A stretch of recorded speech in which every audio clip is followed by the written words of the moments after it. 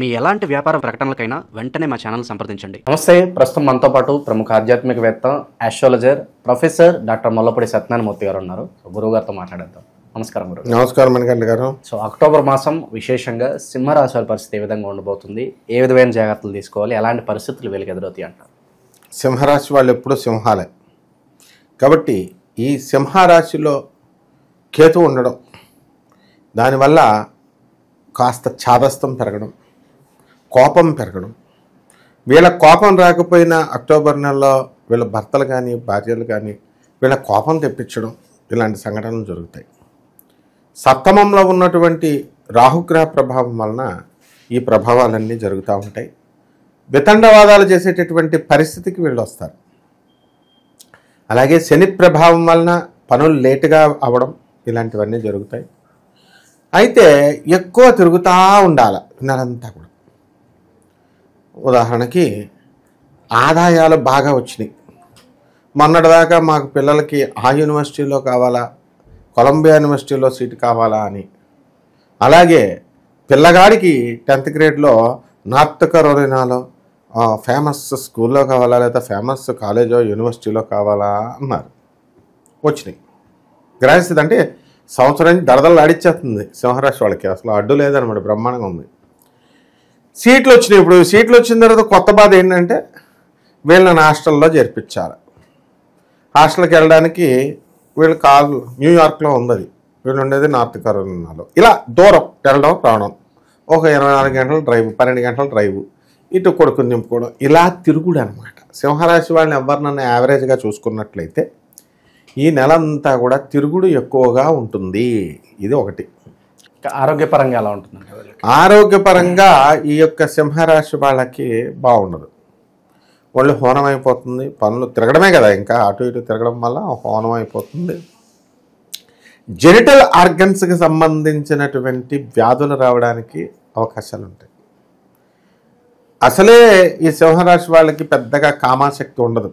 అయినప్పటికీ కూడా ఈ అక్టోబర్ నెలలో వీళ్ళకి శుక్రుడు ఉన్నటువంటి పరిస్థితులను బట్టి ఓవర్గా వీళ్ళు కామ క్రీడాశక్తుల్లో అవ్వడం వల్ల వీళ్ళందరికీ కూడా ఎనర్జీ లాస్ అనేటటువంటిది, ఏదో నీరసంగా ఉన్నట్టుగా అనిపించడము, ఇలాంటివన్నీ కూడా జరుగుతాయి. ఇక పోలీసు వారు, రెవెన్యూ, తర్వాత ఈ యొక్క కమర్షియల్ ట్యాక్స్, ఇన్కమ్ ట్యాక్స్ డిపార్ట్మెంట్స్లో పనిచేస్తున్నటువంటి వాళ్ళకి అదనపు ఆదాయాలు రావడానికి అవకాశాలు ఉన్నాయి. ఎస్. ఇక నిరుద్యోగుల పరిస్థితి అండి గురుగారు?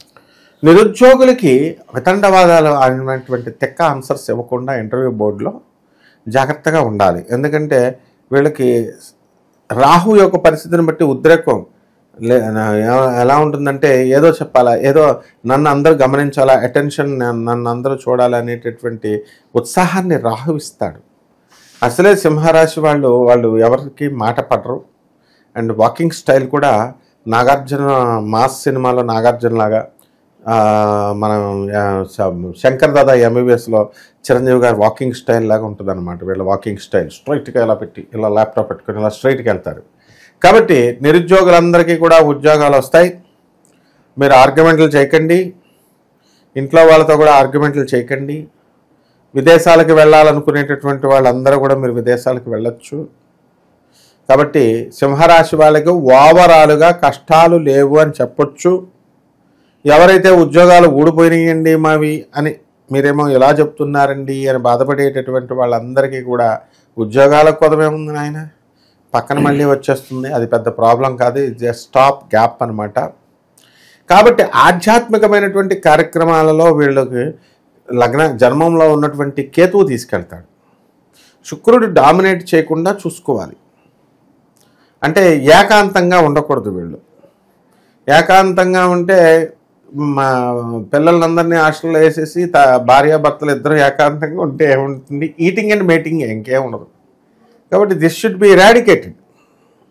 You should eradicate, you should not give a chance to that కలి. కాబట్టి మీరు చేయాల్సిన పని ఏమిటి? దసరా వచ్చింది మనకి, చక్కగా అమ్మవారి ప్రార్థనలు చేసుకోండి. దీపావళి వచ్చింది, మహాలక్ష్మి ఇది ఉంది. అందువల్ల సింహరాశిలో ఉన్నటువంటి వాళ్ళందరికీ కూడా ఎవరెవరైతే అప్పు బాధల్లో ఉన్నారో ఆ అప్పులన్నీ కూడా తీర్పుడానికి అవకాశాలు. ఆర్థిక పరిస్థితి బాగుంటుందంటారా? ఫుల్ ఆర్థిక పరిస్థితుల్లో కింగులు సింహరాశి వాళ్ళు, ఆ ప్రాబ్లం ఏం లేదు. ఎవరైనా ఏమండి మాకు ఉద్యోగం ఏమండి ఏమన్నా ప్రమాదంలో ఉందండి అని అంటే ఎక్కడో 1,00,00,000 మందిలో ఒకడనమాట. కాబట్టి ఈ రాశివారు మరి ఇతర దేశాలకు కూడా వెళ్ళడానికి అవకాశాలు ఉన్నాయి. ఇతర దేశాలలో వేగంగా వాళ్ళ వ్యాపారాలు వాళ్ళ దేశం వెళ్ళి పెట్రోల్ బంకులు, ఫ్యాన్సీ స్టోర్లు, డిపార్ట్మెంటల్ స్టోర్లు ఇవన్నీ నడిపేస్తున్నారు మన వాళ్ళు. వైన్ షాపులు ఇండియాలో నడపడం కాదు, అమెరికాలో వెళ్ళి మన వాళ్ళు వైన్ షాపులు నడుపుతున్నారు భారతీయులు, మన నిరుద్యోగ యువత. అందువలన బ్రహ్మాండంగా ఉంది అమెరికా ఈ యొక్క సింహరాశి వాళ్ళు. రైతులు, ఈ రైతులంతా కూడా మరి సోయాబీన్లు ఎక్కువ ప్రిపేర్ చేస్తూ ఉంటారు, సోయాబీన్లను అమెరికాని కాపీ కొడుతున్నారు.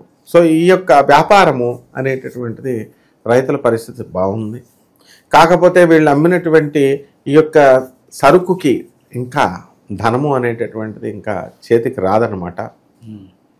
కాబట్టి ఇలా వ్యవసాయంలో కొన్ని ఈతి బాధలు ఉన్నప్పటికీ కూడా ఇవన్నీ కూడా వీళ్ళు తెలుసుకోవచ్చు. అయితే ఇవన్నీ కూడా రాశి ఫలాలను బట్టి చెప్పేది, కామన్ ప్లాట్ఫారం మీద మనం చెబుతున్నాం వీటిని. అందువలన మరి ఎంత పర్సంటేజ్ జరుగుతుందండి అంటే పర్సంటేజ్ ఒకళ్ళు 20, ఒకళ్ళు 30, ఒకళ్ళు 50 అంటారు. అయితే మరి మనం మ్యాక్సిమం వీళ్ళ యొక్క భవిష్యత్తు తెలుసుకోవాలి అనుకుంటే వ్యక్తిగత చార్ట్ని బట్టి చూసినప్పుడు మాత్రమే తెలుస్తుంది. ఈ లోపల నమూనాగా కొంత శాతం వరకు మనం ఇది తెలుసుకోవచ్చు అనమాట. కాబట్టి పూర్తిగా తమ జీవితాల్లో ఉన్నటువంటి దోషాలను తెలుసుకుని వాటిని అన్నిటిని సరి చేసుకోవాలి అనుకున్నటువంటి వాళ్ళు మరి ఈ విధానంలో వీళ్ళు జాతకాలు చూపించుకుంటే మంచిదన్నమాట. వ్యాపారాలలో తిరుగులేదు. ఇకపోతే మంచిగా ఏమి వ్యాపారాలు చేయకూడదు అంటే వీళ్ళు ఎలక్ట్రికల్ వ్యాపారాలు చేయకూడదు, ఎలక్ట్రానిక్స్ వ్యాపారాలు చేయకూడదు, అలాగే సాఫ్ట్వేర్ రంగాలు చేయకూడదు, ఇనప వ్యాపారాలు చేయకూడదు. మరి ఇంకేమున్నాయండి వ్యాపారాలు చేయాల్సినవి అని అంటే బ్యూటీ పార్లర్లో పెట్టుకోవచ్చు, బట్టల ఇండస్ట్రీలు పెట్టుకోవచ్చు, లివింగ్ ఇన్ రిలేషన్తో ఏకంగా హాస్టల్సే రన్ చేస్తున్నారు, అలాంటి కాపీ కొట్టి హాస్టల్స్ పెట్టుకోవచ్చు, కాలేజీలు స్టార్ట్ చేసుకోవచ్చు. తర్వాత ఇలా రకాలుగా అనేక రకాలైనటువంటి బేగం బజార్ వ్యాపారం అని ఉంటుంది, మార్వాడీల వ్యాపారం, ఆ వ్యాపారాలు చేసుకోవచ్చు. ఈ రకంగా హోల్సేల్ బిజినెస్లు ఇవన్నీ కూడా కలిసి వస్తాయి. ఈ గ్యాప్లో మనం చూసుకోవాల్సింది ఏంటంటే సింహరాశి వాళ్ళు భార్యలు భర్తలు కొట్లాటలు కాకుండా చూసుకోవాలి. వీళ్ళు కోర్టు కేసుల్లో ఉన్నటువంటి వాళ్ళు ఉన్నారు, స్థలాలు కొని ఎక్కువ రేట్ల కోసం ఎదురు చూస్తున్నటువంటి వాళ్ళు ఉన్నారు. సో దీనికంతటికీ కూడా మనం జాగ్రత్తగా చూసుకోవడానికి ఆరోగ్యం మంచిగుండాలి. ఆరోగ్యం మంచిగుండాలంటే చాలామంది జాగ్రత్తగా మనము మంచిగా చేసుకుంటూ వెళ్ళాలి. అయితే విచిత్రం ఏమిటంటే ఈ సింహరాశి వాళ్ళంతా కూడా వాళ్ళకి తెలియకుండానే వాళ్ళు శాకాహారులు అయిపోయారు. వాళ్ళ పక్కింటి వాళ్ళు ఎదురింటి వాళ్ళు చచ్చిపోయిందని చూసి బాబాయ్ మేము మా ఫుడ్ హ్యాబిట్స్లో మార్చుకుంటామని చెప్పి బుద్ధిమంతులు అయిపోయారు అన్నమాట. దూర ప్రయాణాలు చేసే వాళ్ళకి ఏదైనా సూచన ఉందా గురుగారు?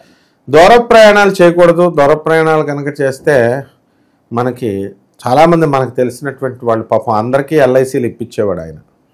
అందరికీ ఏదైనా ప్రమాదం వస్తే అని అందరికీ ఇచ్చేవాడు. ఇక్కడే విఎన్ఆర్ కాలేజీలో ఉద్యోగం చేసేవాడు పాపం రామకృష్ణ గారిని. ఆయన సింహరాశే. ఆయన ఏం జరిగింది పాపం వెళ్ళి ఉత్తరప్రదేశ్ వెళ్ళాడు, పంజాబ్ అన్నీ తిరిగేసి యూపీలో హార్ట్ పెయిన్ వస్తుంటే రేపు వెళ్దాంలే హైదరాబాద్ వెళ్ళిపోతున్నాం కదా అని వెళ్ళారు. రేపు చూపించుకునే లోపల చనిపోయారు పాపం హార్ట్ అటాక్ వచ్చి.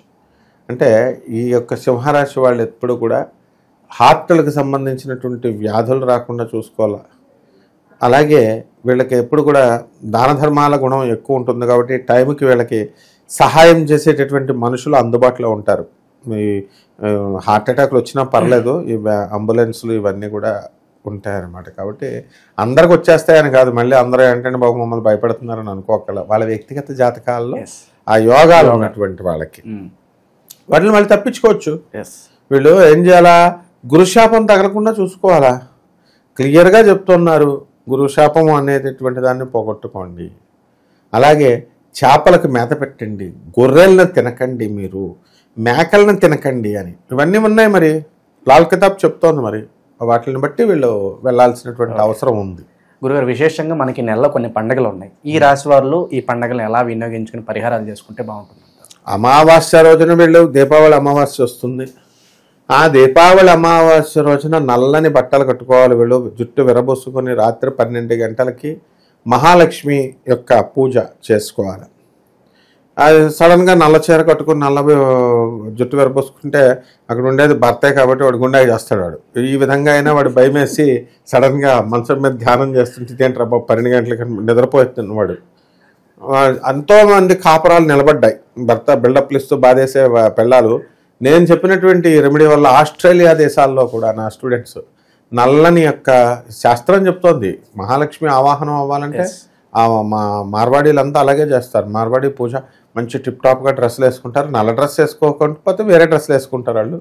బట్ మా అమావాస్య రోజున ఈ విధంగా చేస్తే భార్యాభర్తల మధ్య ఉన్నటువంటి గొడవలు, భర్తల వేధింపులు పోతాయి. భర్త తాగేస్తున్నాడండి, మాన్పించలేకపోతున్నామండి అన్నప్పుడు వాళ్ళు ఏ మరుగుమందు కోసం అడుగుతున్న వాళ్ళు ఏ మరుగుమందులు ఏం అవసరం లేదు, ఇది చేసుకుంటే సరిపోతుంది. ఒకటి. రెండవది, ఈ యొక్క సింహరాశి వాళ్ళకి మనము ప్రత్యంగిర అమ్మవారి యొక్క హోమాన్ని వీళ్ళు చేసుకోవాలి, ఇంట్లో చేసుకోవాలి. ఏమంటే ఇల్లు ఖాళీగా ఉన్నదండి, నేను గుళ్ళో చేసేస్తానండి అంటే గుడిని బాబుగారు సొమ్మ, గుడి ఎవరిది? Common property. గుళ్ళో లోక కళ్యాణం కోసం చేస్తారు. నీ వ్యక్తిగత సమస్య ఉన్నప్పుడు అది నీ ఇంట్లోనే చేసుకోవాలి. ఇల్లు ఖాళీ లేదండి అంటే ఎట్లా కుదురుతుంది? కాబట్టి ప్రత్యంగిర అమ్మవారి ఉపాసన, ప్రత్యంగిర అమ్మవారి యొక్క మంత్రాలు, జపాలు ఇవన్నీ కూడా చేయాలి. అలాగే యమ విద్య అని వస్తుంది దీపావళి తర్వాత 2వ రోజున. ఆ రోజున తమ అన్నదమ్ములందరినీ కూడా పిలుచుకొని ఈ యొక్క సింహరాశి వాళ్ళందరూ కూడా భోజనాలు పెట్టాలి. ఈ విధంగా కనుక చేసినట్లయితే ఆ అన్నకి మంచిది, అన్నకి ఆయుర్దాయం అనేటటువంటిది పెరుగుతుంది. ఇలా మనము గుమ్మడికాయ దానం చేసుకోవాలి, కొబ్బరికాయ హారతి ఇచ్చుకోవాలి, నిమ్మకాయల దండ వేసి మనము ఈ అమ్మవారి యొక్క విగ్రహానికి వెయ్యాలి ఆ రోజంతా కూడా. ఈ రకంగా కనుక చేసుకున్నట్లయితే ఈ రెమెడీస్తో వీళ్ళు చాలా బ్రహ్మాండంగా ముందుకెళ్తారు. ఓవరాల్గా సింహరాశి వాళ్ళ పరిస్థితి ఈ మాసం ఏ విధంగా ఉండబోతుందో చాలా బాగా వివరించారు. ధన్యవాదాలు. ధన్యవాదాలు.